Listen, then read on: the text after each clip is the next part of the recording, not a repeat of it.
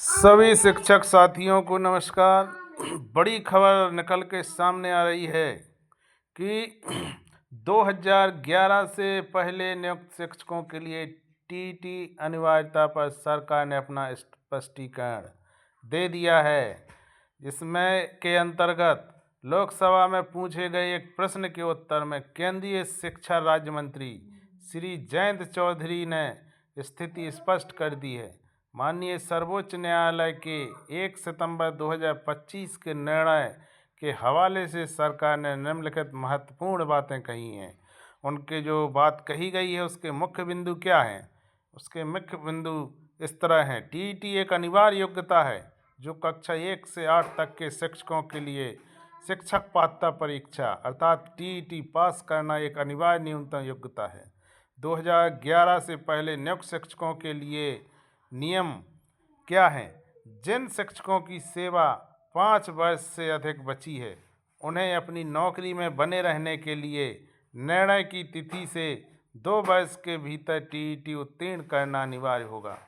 जिन शिक्षकों की सेवा 5 वर्ष से कम बची है उन्हें बिना टीईटी के सेवानिवृत्ति तक सेवा में बने रहने की अनुमति दी गई है।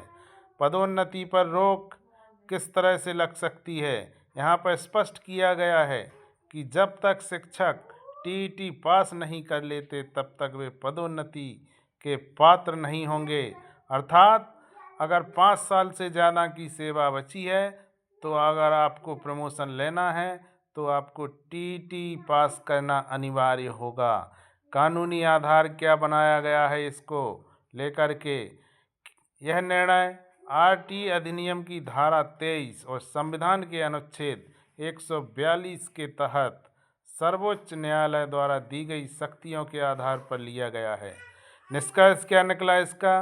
अब यह पूरी तरह स्पष्ट है कि चाहे नियुक्ति 2011 से पहले की हो, यदि आप सेवा में बने रहना चाहते हैं और 5 साल से अधिक की सेवा अगर आपकी बची हुई है या पदोन्नति पाना चाहते हैं तो टीईटी उत्तीर्ण करना अनिवार्य कर दिया गया है।